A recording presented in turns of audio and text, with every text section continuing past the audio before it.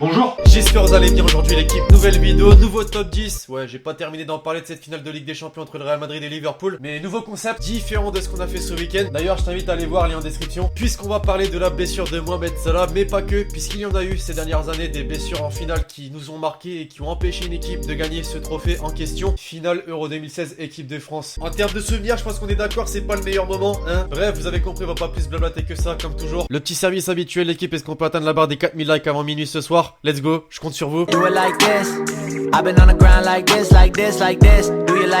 Avant de commencer, je tiens à vous dire que j'ai absolument pas classé l'équipe de la vidéo, puisque comment tu veux classer des blessures en finale? C'est un peu compliqué, donc vous me direz en commentaire pourquoi pas votre top 3 des blessures les plus marquantes.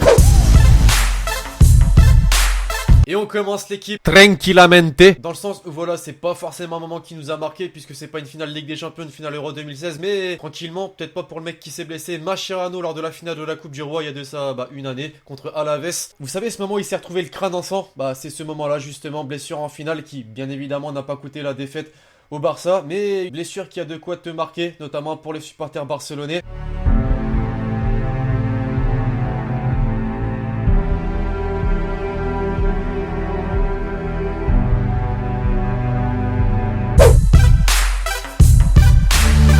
Petit clin d'œil aux supporters de Chelsea, John Terry. Sans vous mentir, j'avais absolument aucun souvenir de cette blessure de John Terry en 2007 lors de la finale de la Carling Cup contre Arsenal, mais mon dieu qu'elle est violente. D'ailleurs, incompréhensible, puisque si je vous dis que c'est Abou Dhabi qui a amené cette blessure, ouais, c'est bien lui qui a amené cette blessure et pas lui qui s'est blessé, puisqu'en termes de blessure, je crois que c'est pas lui décerner un trophée. Mais ouais, les mecs Abou Dhabi qui confondent la balle avec la tête de John Terry, j'en rigole, mais bien sûr que c'était violent et bien sûr qu'on n'a pas envie de revivre ça. Heureusement, Chelsea a remporté cette Carling Cup et John Terry s'en est remis quelques semaines plus tard.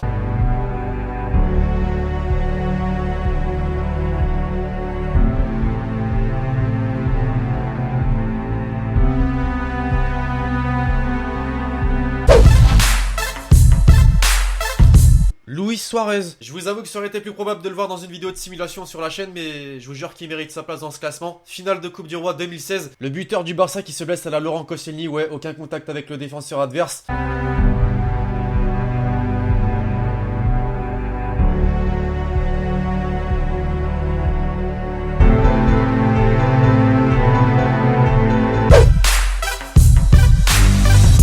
Une finale dans le foot, et comme dans tout autre sport d'ailleurs, c'est hyper important et tu te dois de la gagner, mais une finale de Coupe du Monde c'est forcément encore plus important. Finale de Coupe du Monde 2014, Allemagne-Argentine. T'en as peut-être pas souvenir, mais t'es un joueur allemand qui a été amené à quitter le terrain, pour ceux qui se souviennent, Kramer.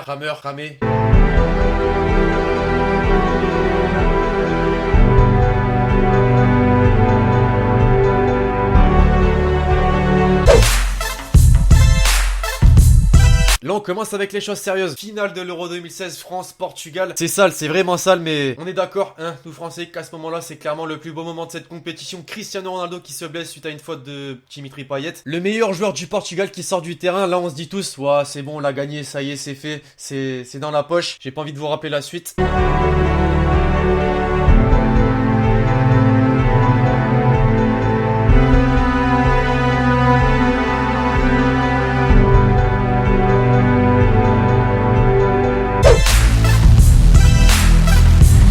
Hugo Lloris. Ouais, toujours le même match, Hugo Lloris, qui avant de se prendre ce putain de but de Eder que j'ai encore du mal à me mettre en tête, il s'était blessé le con. Enfin, je dis le con, bien évidemment que je le respecte, Hugo Lloris, meilleur gardien français selon moi. Mais ouais, sur une précédente frappe, Lloris se blesse en plongeant et c'est pour ça qu'il a pas pu avoir la meilleure détente possible sur la frappe d'Eder. Et je vous jure que je l'ai encore en travers la gorge, ça fait mal au cœur. On va se rattraper lors du Mondial 2018, je l'espère en tout cas.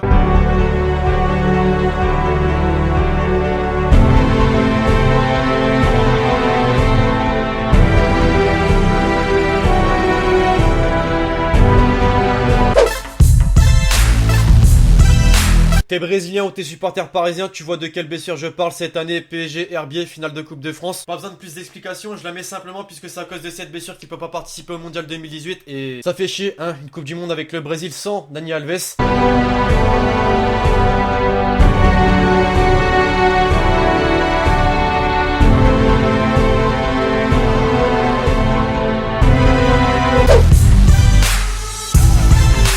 Bon là, est-ce que l'on peut rejeter la faute sur le karma?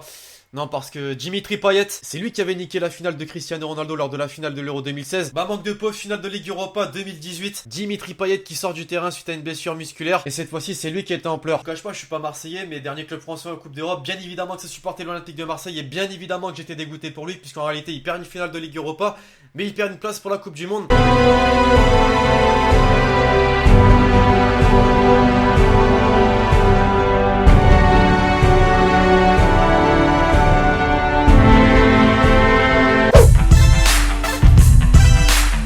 Bon, là c'est simple, l'équipage, finale Ligue des Champions, Real Madrid-Liverpool, Dani Carvajal pour commencer. C'est vrai que d'ailleurs, lui pour le coup, on en a eu strictement rien à foutre de sa blessure, il a chialé et tout, mais contrairement à Salah, le mec... à la porte, on s'en tape. Finalement, il a pleuré par peur de ne pas participer à la Coupe du Monde 2018, mais par chance, et heureusement pour lui, il va y participer avec l'Espagne, donc tranquille, j'ai envie de te dire.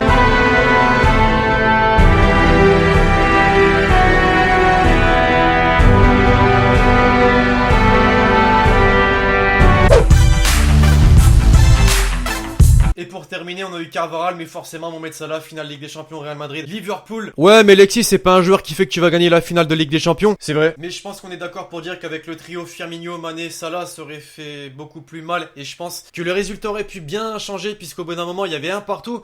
Et à ce moment-là, je pense que Liverpool aurait pu vraiment enfoncer le clou. Vous me direz ce que vous en pensez en commentaire. Bien évidemment, ça s'est pas passé comme prévu, puisque Salah, grosse blessure. Et je les vois, les haters de Sergio Ramos, d'ailleurs, vous faites ce que vous voulez. Mais en réalité, c'est pas Ramos qui prend le bras de Salah, c'est Salah qui met son bras, justement, en dessous celui de Ramos. Bon, Ramos après derrière, il fait une prise de judo, mais...